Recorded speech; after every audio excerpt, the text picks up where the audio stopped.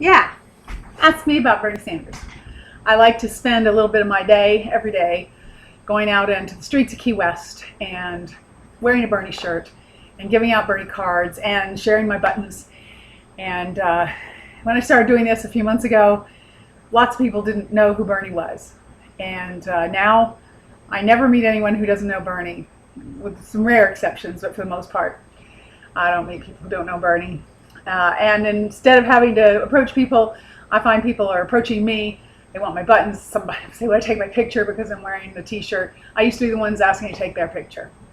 So it's very exciting to be part of this. But still, even among people that I know are Bernie supporters, I still hear less and less often, but I still hear this, "Oh, I really like Bernie, but I don't think he can win." And sometimes they mean the general election, and sometimes they mean they don't think he can get the nomination. But I'm really clear. He can win. Not only can he win, he will win. And one of the reasons I know that is because I'm one of those people who's on the phones making calls for Bernie. I've made calls into Iowa. And I don't get very many calls where I hear a strong for another candidate. I also get a lot of undecideds, no doubt. There are more undecideds than anything else. But I am not feeling insecure about my candidate at all based on the phone calls that I have made into Iowa. And I know from talking to other supporters that I am not alone in my feeling secure about Bernie's achieving the nomination. Whether we're talking about the nomination or whether we are talking about the general election, there are lots of things that we can look at to say, okay, why are his supporters so enthusiastic and so sure that their candidate who polls, in the scientific polls that, if you look at the methodology, many of them do not call anybody who hasn't voted recently, and we know that Bernie is historically very strong in bringing people to the polls who've never been to the polls before. And we know that his strength among the youth, he wants to send them to college. You don't think people are going to go to the polls to put that in their future? These students, these young people, these millennials, they know that Bernie has their back in a way nobody else has their back. They know that he cares about their future, that he wants to make sure that there is a future, that we get away from oil and fossil fuels, other carbon impact fuels, and get to renewables. He wants to make sure we address climate change. He wants to make sure that we address the ills of the middle class, the income inequality that has even caused the International Monetary Fund to express concern that income inequality will have a strong and negative impact upon the United States economy. Because if we don't have a strong middle class, we don't have a consumer class. The rich just aren't going to buy as many TVs as the middle class will. There's just only so many of them, and there's a whole lot of us. So even the IMF recognizes that income inequality must be addressed. So all these disillusioned and disaffected voters, or these groups that have never voted before, like the millennials, these people are going to come out. These people are excited and enthusiastic. They have a reason to vote.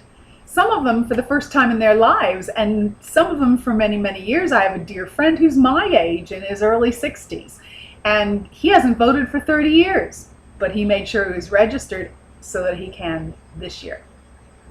So I see this all around, and I see things that make it clear to me that even though the media, the mainstream media, and if you are listening to mainstream media, I don't believe you're getting an accurate picture. I don't believe that they're telling us the truth. We know they don't cover Bernie. We know that there was a study that came out recently that showed that the man who shall not be named had gotten something like 200 or 300 minutes of time, and Bernie had gotten 1 minute. That sort of disparity between the GOP frontrunner and Bernie's coverage. And what that tells me is that it's really pretty remarkable that Bernie's got as much power in the scientific polls as he does without media coverage. He's gotten to where he is. He has 2.3 plus million individual donations, an historic figure that Obama did not reach until 2011. And Bernie has gotten that without media coverage. And that tells me a lot. That tells me that we're not accurately paying attention to who is really going to vote for him and who will show up at the polls. I know that the online polls are not scientific. I know that. But there is something about the fact that every single one of those polls, including polls on Fox News, show Bernie out ahead. He sweeps those polls. And most of the who won the debate polls, in the Time magazine polls for Person of the Year, poll after poll after poll, online, unscientific, 85% or more for Bernie. How can that be if he's trailing 30, 20, 30 points in the scientific polls? There's a disconnect. I'm not saying he has the support of the unscientific polls. I'm not saying it's going to be an 85% landslide. I am saying it's somewhere in between the two. We're really a lot closer than people like to, well, then certainly than the media likes to think. You can't blame the media. Bernie stands for getting money out of politics. If we get money out of politics, that big supply of campaign ad money, that just dries up. I don't blame mainstream media for not being objective and for not giving him equal time. It's going to be their paycheck. Some of those people stand to lose their jobs if money is pulled out of politics. They'll find other jobs. There are other things for them to do, but it's still scary, and I don't blame them. And we don't have a fairness doctrine anymore. We don't hold our journalistic institutions to any standard anymore. It's all infotainment. There's almost no real mainstream media objective news coverage. So stop listening to them if you're going to make a decision. Bernie has quite a remarkable support even among Republicans. I can point you to videos that I've taken of more than one Republican who has switched their party registration so that they can vote for him in the primary. And there are Republicans all across the country who don't have to, because unlike Florida, a lot of primaries are open and they can go over which side they want to go. And if you're on the ground talking to people, really in the trenches, listening to what voters are talking about, you will hear on a regular basis, I'm a Republican for Bernie. Go Bernie. Now, when it comes to the general, and I think in the caucuses and primaries, also where it's not closed, it's hard. I don't know a lot since I'm in Florida, but there are many states where it's open, and even independents or Republicans can choose which primary they want to vote in. And this is especially important when we get to the general election, to remember that in our country right now, 42% of the electorate, that is 42% of the people who may show up at the general election if they choose, 42% of those are independents. They are neither registered with the Republicans nor allied with the Democrats. That's a big chunk of our electorate. And that's an important part of the equation as to which candidate can win the general. Because that candidate, any candidate, has to appeal to the independents if they want to win. And I don't want to Hillary bash, but it is a fact of the matter that the surveys of that independent, and these are, of course, suspect surveys, all of them are, aren't they? But those surveys have shown that 6 out of 10 of the independents don't trust Bernie's closest competitor. But they do like Bernie. Bernie does very well with independents. And in fact, there are independents such as myself. I have never been part of a party before, but I, along with many independents in Florida, have registered this year as a Democrat in order to support Bernie in the primary. I am not alone. You are not alone. We are going to elect this man. Trying to avoid bashing the other candidate. But I do believe that the other candidate is so disliked by the Republicans that if Bernie's not the nominee would be attracting a lot of Republicans to the polls simply to defeat her.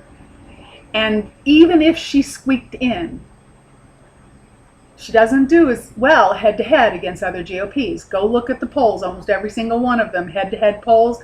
Bernie has a much more comfortable margin against any GOP candidate than the other one. But she could get in. She could squeak in. But all those Republicans that came to the polls to try to defeat her, they would bring even more congressional representatives and senators in to oppose any sort of a liberal or progressive agenda. So I don't think she's a good idea. I don't think that she can coalesce a bipartisan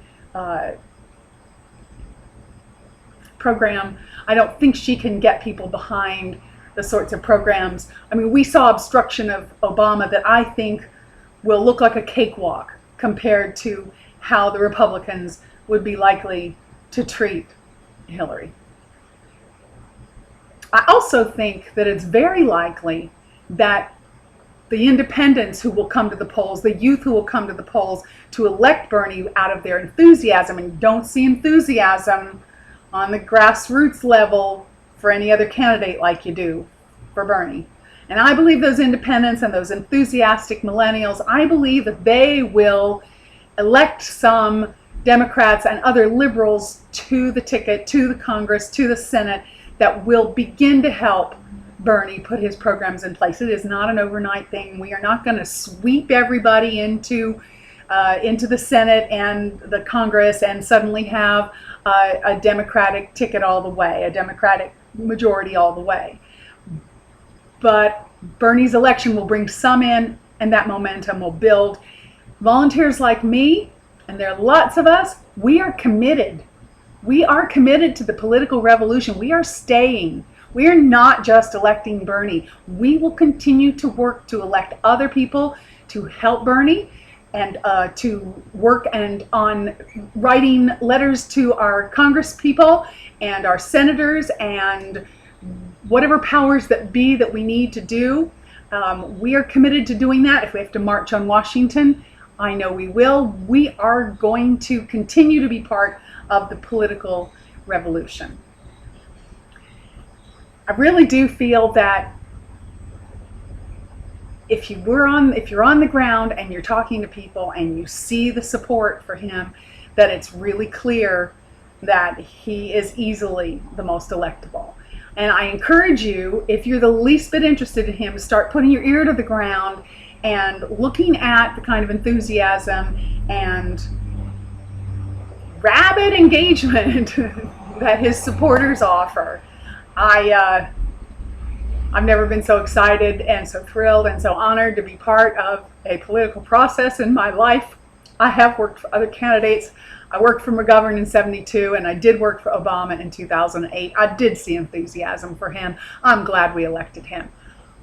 But I've never seen anything like what I see for Bernie, and I am so proud and so honored to be a part of it.